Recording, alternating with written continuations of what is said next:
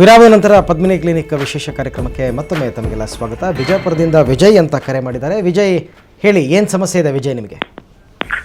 Madam ನಮಸ್ತೆ. Madam ನಮಸ್ತೆ, ಹೇಳಿ. ಮೇಡಮ್ ನಮಗೆ ಶೀಘ್ರ ಸ್ಖಲನ ಇದೆ, ಸ್ವಲ್ಪ ಒಂದು 1 ಮಿನಿಟ್ಗೆಲ್ಲ ಆಗುತ್ತೆ. ಅವಾಗ ಅವ್ರಿಗೆ ಆಗಿರಲ್ಲ ಇನ್ನು. ನೆಕ್ಸ್ಟ್ ಟೈಮ್ ಮಾಡ್ಬೇಕಾದ್ರೆ ಒಂದು 40 ಮಿನಿಟ್ಸ್ ಆದ್ರೂ ಬೇಕಾಗುತ್ತೆ. ಹೌದು, ಅದು ಒಂದು ಸಲ ಸ್ಖಲನ ಆದಮೇಲೆ ಮತ್ತೊಂದು ಸಲ ನಿಮಗೆ ಸಂಭೋಗ ಕ್ರಿಯೆ ನಡೆಸೋದಕ್ಕೆ ಸ್ವಲ್ಪ ಸಮಯ ತಗೊಳುತ್ತೆ. ಕೆಲವು ಸಲ ನೀವು ಸಂಭೋಗ ಮಾಡೋದಕ್ಕೆ ಮುಂಚೆ ಈಗ ಹಸ್ತಮೈಥುನ ಮಾಡಿ ನಂತರ ನೀವು ಸ್ವಲ್ಪ ಹೊತ್ತು ಬಿಟ್ಟು ಸಂಭೋಗ ಮಾಡಿದರೆ ಸ್ವಲ್ಪ ಸ್ಖಲನ ನಿಧಾನ ಆಗುತ್ತೆ. ಅದು ಕೂಡ ಒಂದು ಮೆಥಡು, ಕೆಲವರಲ್ಲಿ ಅದು ಉಪಯೋಗ ಆಗುತ್ತೆ. ಮತ್ತು ಅದನ್ನು ಶೀಘ್ರ ಸ್ಖಲನಕ್ಕೆ ಔಷಧಿನೂ ತೊಗೊಳ್ಬೋದು. ಮತ್ತು ನಿಮ್ಮ ಪತ್ನಿಗೆ ಇನ್ನೂ ತೃಪ್ತಿ ಭಾವನೆ ಬಂದಿಲ್ಲ ಅನ್ನೋದಕ್ಕೂ ಅನ್ಬೇಕಾದ್ರೆ ನೀವು ಎಲ್ಲ ಉದ್ರೇಕಗೊಂಡು ಅವ್ರಿಗೆ ಸ್ವಲ್ಪ ಹೆಚ್ಚಿನ ಉದ್ರೇಕದ ಹಂತದಲ್ಲಿ ಇಡಬೇಕಾಗತ್ತೆ ಮೊದಲೇನೆ ನೀವು ಒಂದು ಸಂಭೋಗ ಕ್ರಿಯೆ ಮಾಡೋದಕ್ಕೆ ಮುಂಚೆ. ನಂತರ ಕೂಡ ಸ್ಖಲನದ ನಂತರ ಕೂಡ ಇನ್ನೂ ಒಂದು ಸ್ವಲ್ಪ ಹೊತ್ತು ಅವ್ರ ಜೊತೆ ಇದ್ದು ಅವ್ರಿಗೆ ಆಮೇಲೂ ಕೂಡ ತೃಪ್ತಿ ಭಾವನೆ ಬರೋಕ್ಕೆ ಸಹಾಯ ಮಾಡಿದ್ರೆ ಆವಾಗಲೂ ಕೂಡ ಅವ್ರಿಗೆ ತೃಪ್ತಿ ಭಾವನೆ ಬರುತ್ತೆ. ಅದು ಗಂಡ ಹೆಂಡತಿಗೆ ಇಬ್ರಿಗೂ ಒಂದೇ ಸಲ ಬರಬೇಕು, ಮುಂಚೆ ಬರಬೇಕು, ಆಮೇಲೆ ಬರಬೇಕಂತ ಅದೇನು ರೂಲ್ಸ್ ಇಲ್ಲ. ಅದನ್ನು ಇಬ್ರಿಗೂ ತೃಪ್ತಿ ಭಾವನೆ ಬಂದಿದೆಯಾ ಇಲ್ವಾ ಅನ್ನೋದನ್ನು ನೀವು ಅದನ್ನು ಟೈಮಿಂಗನ್ನು ಅಡ್ಜಸ್ಟ್ ಮಾಡ್ಕೊಳ್ಳೋದು ಮುಖ್ಯವಾಗತ್ತೆ ಅಷ್ಟೇ.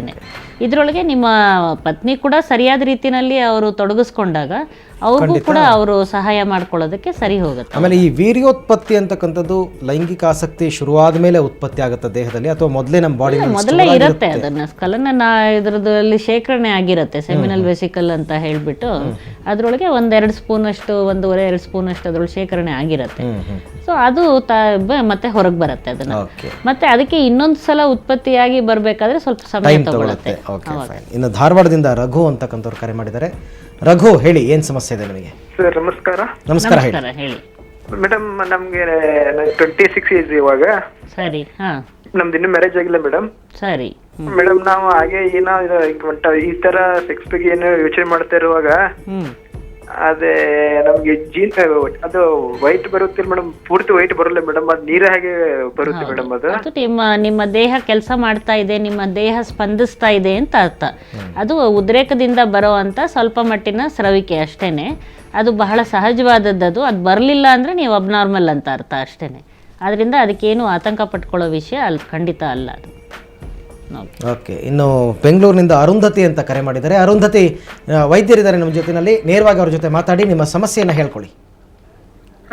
ನಮಸ್ಕಾರ ಮೇಡಮ್ ಅವ್ರಿಗೆ. ನಮಸ್ಕಾರ, ಹೇಳಿಮ್ಮ ಅರುಂಧತಿ. ಮೇಡಮ್, ನಮ್ ಮ್ಯಾರೇಜ್ ಆಗಿ 5 years ಆಯ್ತು. ಸರಿ. ನಾವು ಮುಂಚೆ ಎಲ್ಲ ತುಂಬಾ ವೇಟ್ ಮಾಡಿದ್ವಿ ನ್ಯಾಚುರಲ್ ಆಗಿ ಕನ್ಸೀವ್ ಆಗುತ್ತೆ ಅಂತ, ಬಟ್ ಆಗ್ಲಿಲ್ಲ ಅದು.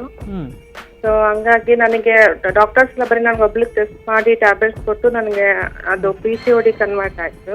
ಸರಿ. ಸೊ ಈಗ ಮೆಡಿಸಿನ್ಸ್ ಇಂದ ಎಲ್ಲ ಸ್ವಲ್ಪ ಕ್ಯೂರ್ ಆಗಿದೆ PCOD ಪ್ರಾಬ್ಲಮ್ ಎಲ್ಲ. ಸರಿ. ಸೊ ನಮಗೆ ಕನ್ಸೀವ್ ಆಗೋದು ಮಾತ್ರ ತುಂಬಾ ಪ್ರಾಬ್ಲಮ್ ಆಗ್ತಿದೆ. ಅದು ಏನಾದ್ರೂ ಕ್ಲಿನಿಕಲ್ಲಿ ಹೆಲ್ಪ್ ಆಗುತ್ತಾ ಬಂದ್ರೆ ಅಂತ ಹೇಳ್ಬೇಕು.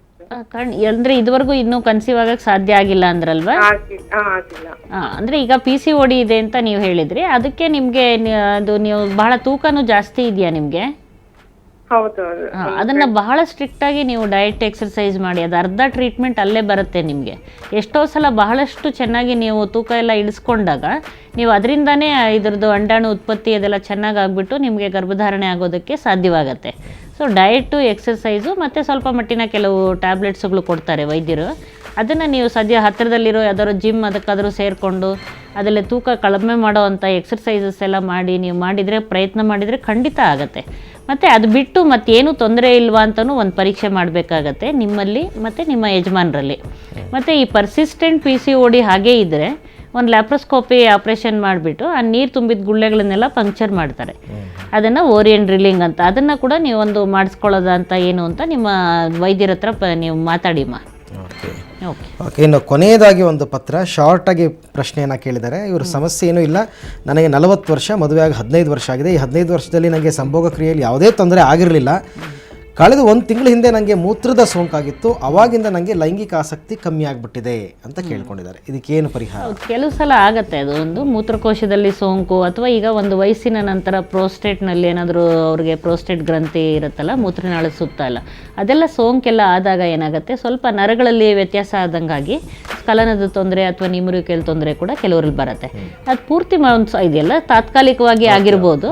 ಅದಕ್ಕೆಲ್ಲ ಸರಿಯಾಗಿ ಚಿಕಿತ್ಸೆ ತಗೊಂಡು ನಂತರ ಅವರು ಪ್ರಯತ್ನ ಮಾಡಕ್ಕೆ ಹೋದಾಗ ಬಹುಶಃ ಅದು ಸರಿನೂ ಕೂಡ ಹೋಗ್ಬೋದು, ಸಾಧ್ಯತೆ ಇದೆ. ಹೌದು. ಓಕೆ ಮೇಡಮ್, ಸಾಕಷ್ಟು ವಿಚಾರಗಳು ತಿಳಿಸ್ಕೊಟ್ಟಿದ್ದೀರಾ. ಪ್ರೋಗ್ರಾಮು ಹೇಗೆ 1 ಗಂಟೆ ಹೋಯ್ತು ಅಂತಲೇ ಗೊತ್ತಾಗಲಿಲ್ಲ. ಧನ್ಯವಾದ ತಮಗೆ.